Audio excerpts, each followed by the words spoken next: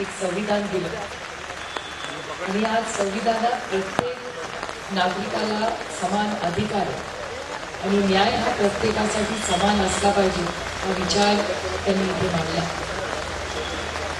आणि बदलापूर असेल, सातारा, कोल्हापूर, दौंड अशा अनेक घटना गेल्या 15 दिवसात आपण बघतोय की प्रचंड वाढलेल्या आपल्याला दिसतायत आणि प्रशासनाकडून अपेक्षित असं सहकार्य सगळीकडे आपल्याला दिसत नाही, कारण का अनेक घटना अशा आहेत ज्या पुन्हा पुन्हा झालेल्या आहेत आणि त्याची नोंद पोलिसांनी वेळेवर घेतली नाही म्हणून ही कृती वाढलेली आहे आणि त्या वर्दीची भीती ही राहिलेलीच नाही। आपण ज्या पुण्यात इथे आहोत इथलीच घटना आहे की इथे पोलिसच किंवा पोलीस यंत्रणा ही रक्त बदललं किंवा जेव्हा कोणी एखादा ड्रग्सवाला माणूस असेल तो हॉस्पिटलमधून अटकेत आहे तो पळून जातो।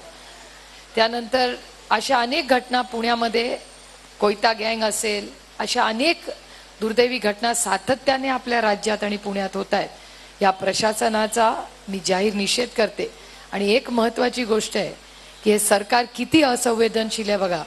आंदोलन जेव्हा बदलापूरला झालं तिथल्या सत्तेमधल्या लोकांनी असंच भाष्य केलं की बदलापूरला आलेले लोक सगळे बाहेरचे होते। माझं म्हणणं आहे कुठले का असू दे ना ते भारतीय होते आणि भारतीय लेखीसाठी तिथे लढत होते, याची नोंद या सरकारने घेतली पाहिजे। अतिशय असंवेदनशील सरकार आहे आणि शेवटी सत्य हे बाहेर आलंच। 2 दिवसांनी हाच चॅनलवाल्यांनी आपल्याला सांगितलं की तिथला कोणीही बाहेरचा नव्हता, ती बदलापूरची सामान्य मायबाप जनता होती जी लेखीसाठी लढत होती। म्हणजे ह्याच्यातूनच या सरकारची विचारधारा काय किंवा कसा हा विचार करतात हे उघडं झालेलं आहे। त्यातून माननीय मुख्यमंत्र्यांनी एक स्टेटमेंट केलं की एक बलात्कार झाला पुणे जिल्ह्यात आणि 2 महिन्यातच आम्ही त्या नराधामाला फाशी दिली। अशी जर कृती झाली असेल तर आपण सगळे जाहीरपणे मुख्यमंत्र्यांचा सत्कार करायला जाऊ जर ह्याच्यात सत्य असेल तर। त्यामुळे प्रत्येक गोष्टीत गलिच्छ राजकारण आणायचं आणि इतकं असंवेदनशील सरकार आजपर्यंत मी खरंच कधी पाहिलेला नाही। हा विषय अतिशय गंभीर आहे आणि अतिशय संवेदनशीलपणे ही फक्त त्यांची लेख नाही, ही आपली लेख आहे।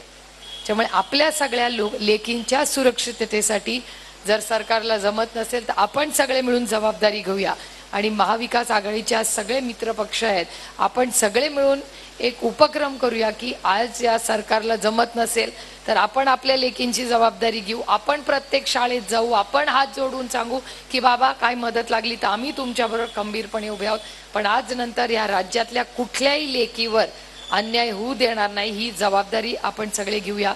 आज जी घटना बदलापूरला झाली ती अतिशय म्हणजे गलिच्छ घटना आहे आणि जोपर्यंत त्या व्यक्तीला फाशी होत नाही तोपर्यंत महाविकास आघाडीचा कुठलाही कार्यकर्ता स्वस्थ बसणार नाही। आपण सगळे एवढा पाऊस असला तरी या संवेदनशील विषयाबद्दल ज्या पोटतिडकीने आपण सगळे बोलताय मला असं वाटतं आपण सगळ्यांनी सगळं राजकारण बाजूला ठेवून महाराष्ट्राच्या मुलींच्या सुरक्षिततेसाठी कामाला लागूया एवढीच आपल्याला विनंती करते। प्रशांत दादा तुम्ही खूप चांगलं इथे नियोजन केलेलं आहे, पण ही फक्त आपल्या आंदोलनाची सुरुवात आहे, कारण आपल्याला गाव वाडी वस्तीपर्यंत जाऊन मी काली दौंडला गेले होते तेव्हा ती कृती जवळपास 5-6 वर्ष चालली होती, कोणी हिम्मत केली नाही बाहेर येऊन बोलायची। आत्ता आम्हाला 5-6 वर्षांनी कळलंय, कारण का एका पालकांनी हिम्मत करून सांगितली तर आपल्याला फक्त कुटुंबांना पण हिम्मत द्यायची गरज आहे की तुम्ही जर बाहेर आला तर तुमची बदनामी होणार नाही। आणि मी आज इथे सगळे जे TV चॅनलवाले त्यांचंही कौतुक करते आणि आभार मानते, कारण का दौंडची घटना असेल किंवा बदलापूरची घटना असेल ह्या सगळ्यांनी अतिशय संवेदनशीलपणे रिपोर्टिंग केलेलं आहे। ज्या आपल्या लेखी आहेत त्यांच्या कुटुंबाचं नाव किंवा ओळख कुठेही बाहेर आलेली नाही आणि माझी सगळे कार्यकर्त्यांनाही विनंती राहील की गडबडीने हाऊस व्हिजिट्स करू नका, कारण का त्यांची ओळख कधीही बाहेर येता कामा नये, कारण का त्या मुलांना पुढचं आयुष्य जगायचे, त्याच्यामुळे त्यांची प्रायव्हसीचा मान सन्मान आपण केला पाहिजे। 15 दिवसांनी तुम्ही त्यांच्या घरी गेला तरी चालेल, पण घाईघाईनी जाऊ नका, कारण का आता त्यांना काउन्सिलिंग वगैरेची मदत आहे। त्याच्यामुळे माझी सगळ्या कार्यकर्त्यांना विनंती आहे की फार मीडियानी फार संवेदनशीलपणे हे विषय मांडलेले आहेत, तीच संवेदनशीलपणा आपणही दाखवावा. आपण इथे आलात आणि या मोठ्या आंदोलनाची ही फक्त सुरुवात आहे.